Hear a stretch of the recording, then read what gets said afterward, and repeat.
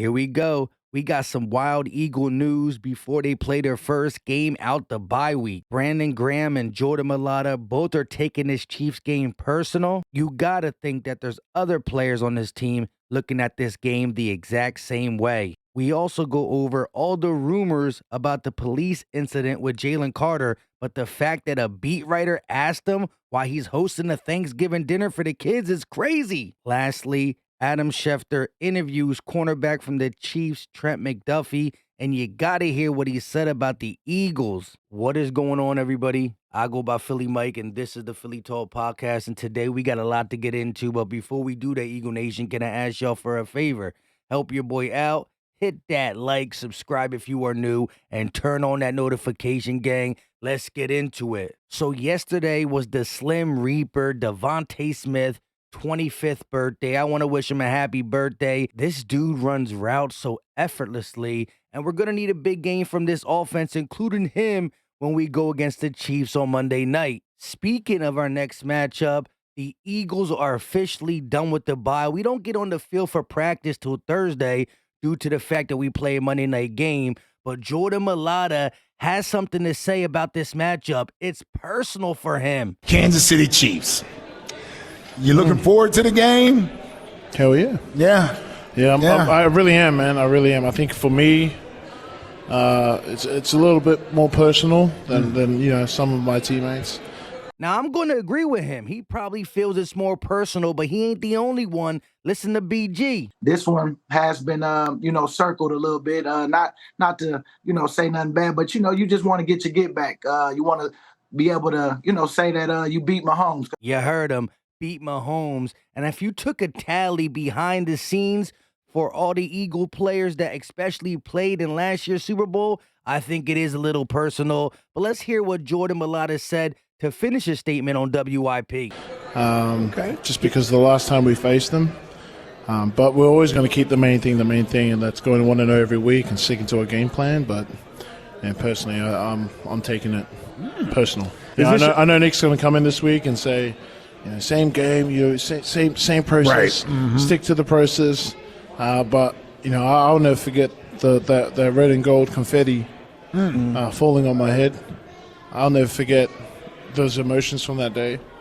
I'll never forget. I haven't even watched the film in that game. Besides, getting the corrections from start. Sure. I haven't rewatched the game. The game, yeah. It's hard for me. No doubt there's going to be a little extra oomph in a lot of player steps, including Jordan Mailata. He said it himself on Monday night. Not only is it the Super Bowl rematch, right? The feelings about that last time they squared up, the gold confetti, the red and gold confetti, but it's Monday night, everybody's watching, and there's still some question in the atmosphere from the non-Eagle fans, non-Eagle players. How real are the Eagles? We're going to show them on Monday night. Who you got winning? Let me know in the comment section. Now, the Eagles did make some moves, right? They signed tight end Noah Tagaya, never could say his name right, and offensive lineman Lucitus Smith to the practice squad, and opened the 21-day practice window for safety Justin Evans and released tight end E.J. Jenkins from the practice squad. Now, with Kevin Byard here, I still think the starting safeties are going to be Reed Blankenship and Kevin Byard,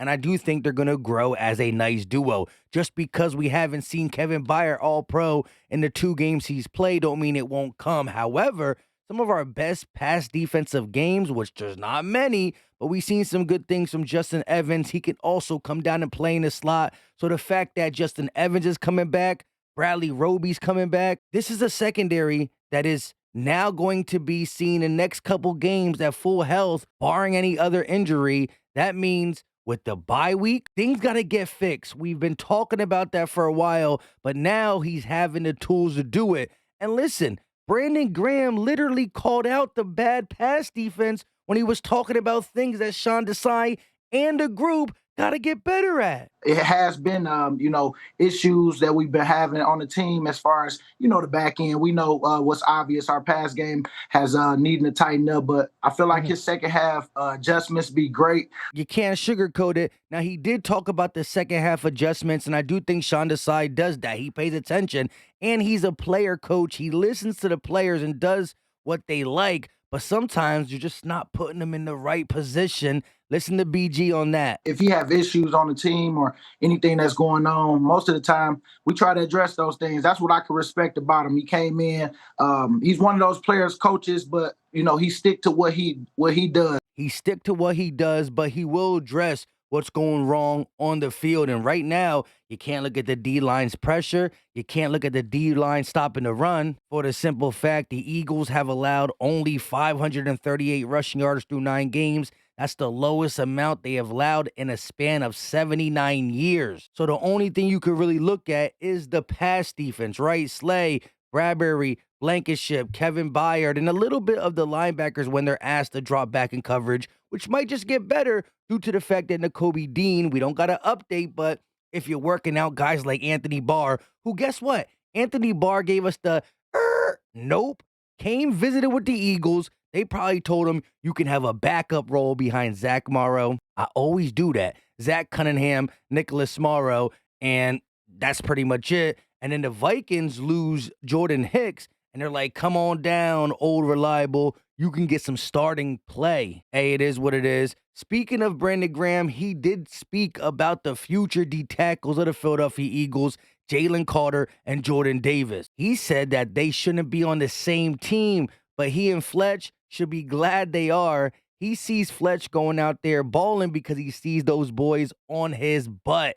And I know for me too, he goes to say how the youth on this team pushes the older guys to just be better and be ready because this whole D-line is talented and you never know who's going to get the most snaps per game, per drive. And so you just got to be ready, and I can respect that. While we're talking about Jalen Carter, let's go over all the new information on this so-called police report. Sergeant Mark Fuswetti, I don't know how to say his name, retired police officer, was the first to tweet it 2 days ago. Here's the incident. Self-checkout, girlfriend failed to ring up some stuff. He, Jalen Carter, grabbed bags and went to walk out the store. They stopped him, and he got nasty with the cops. Someone from the Eagles or NFL called, and he was released. And he tagged these names. And at Jeff Nadu was the guy who first made a video about it on Twitter where everybody was calling it a lie. Here's the thing. At first, I thought it was a lie, and it could be true. I just think that the way it was reported and or talked about on the video was exaggerated. Again, if there was a misunderstanding, I could understand that as well. And they say that there will be a police report, but no charges filed. At the end of the day, what really got me mad was this. Jalen Carter hosting a Thanksgiving dinner for over 150 kids for some Boys and Girls Club. I forgot the exact location, right? And during this event where there's kids who are talking to Jalen Carter about their fandom, their future, just trying to enjoy the time, one of the Philadelphia Eagle media beat writers who were there, E.J. Smith, decided to ask him about the whole Charger situation. E.J. Smith said, I asked Carter about the social media rumors that he had an incident at a Target in a city that led to police arriving. His agent and team representative stepped in before he could answer, saying they preferred to focus on the evening stay on the event, which I quote tweeted on Twitter. Make sure you follow your boy at Philly_Mike25. This is not the time for the question or to say if it's real or not. It's about the kid. Again, regardless if the situation did happen or not, this is not the time to be asking the question. And I'm glad the representatives and Jalen Carter didn't give an answer because who knows what went down, whether it was a bad decision and or a misunderstanding. But at the end of the day, I don't see no huge beat reporters talking about it. So it can't be that big of a deal. And this is for the kids. Let the man do what he's doing. So far, he's been a blessing on the field and off the field. Hey, Jalen Carter, we got your back for sure. Moving over to the offense, Eagles red zone touchdown percentage, 55.56%. This ranks 12th in the NFL, a huge improvement from the beginning of the season. Remember, we were ranking 29th, now down to 12th. We gonna need that to carry in versus the Kansas City Chiefs, which remember last time we played them, we put up 35 on their head, but Trent McDuffie, their young cornerback, now guy who's playing ball in that secondary said the Eagles ain't scoring 35. They put up 35 points against us. And I know this year's defense, we're like, none of that. We are not trying to give up points. So there's definitely kind of that stigma, kind of that stuff like, okay, we still, even though we won, like, that wasn't our best defense. We still have something to prove. He talked about the win. This was Adam Schefter's podcast, but he did say we got something to prove on defense versus this Eagles offense. Now, Adam Schefter, who's supposed to be unbiased, I do think he follows and likes the Eagles a little bit because he straight tells them they're a good team. They're pretty good, though. They're a great offense. They're a great offense, and they're efficient. They got Jalen Hurts. They got the tush push. They got A.J. Brown. Like, it's going to be a matchup. But one thing at least I know with this defense and just being around the guys is we love games like these. Hey, I got to respect the fact that he knows he's going against a good offense. This should be the game of the week. It's prime time Monday night, and all the Eagle players, whether it's offensive, defensive, we're talking offensive, they should be ready. The Chiefs had their bye week. The Eagles had their bye week. And A.J. Brown spent that bye week boxing, right? Bang, bang, boom, getting into his bag, jump rope, boxing. You got to love that, right? When he has spare time, he spends it working on something he does best on the football field, his physicality. And so you got to credit that. A guy who just loves to be in tip-top shape. And look, there's this whole narrative that Cee Dee Lamb is catching up to him. Now, look, I think it goes Tyreek Hill 1, A.J. Brown 2, Cee Dee Lamb 3, and that's where it should stay.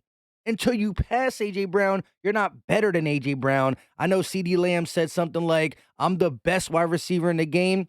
No, Cowboy fans twisted his words up. He said, I'm a top receiver in the game, and you could be a top receiver, just not better than A.J. Brown. Let me know in the comments section, do you believe he is better than A.J. Brown? Pick eeny, meeny, miny, mo. I already know who gots to go. It's as simple as that. With all that being said, we going to talk more throughout the week on the Chiefs matchup. You know how we do. Got some live streams planned before Monday night. Leave your thoughts in the comment section. Drop the muscle emoji. Please help your boy out by hitting that like button. It's free, it's easy, it don't cost a thing, and it's greatly appreciated. Subscribe, join the family, and turn on the notification bell, whatever it's called. Just hit that bell so you know when we drop these videos, go live, or put out YouTube shorts. Get the merch if you don't got it already. Link in the description and the comment section. We out.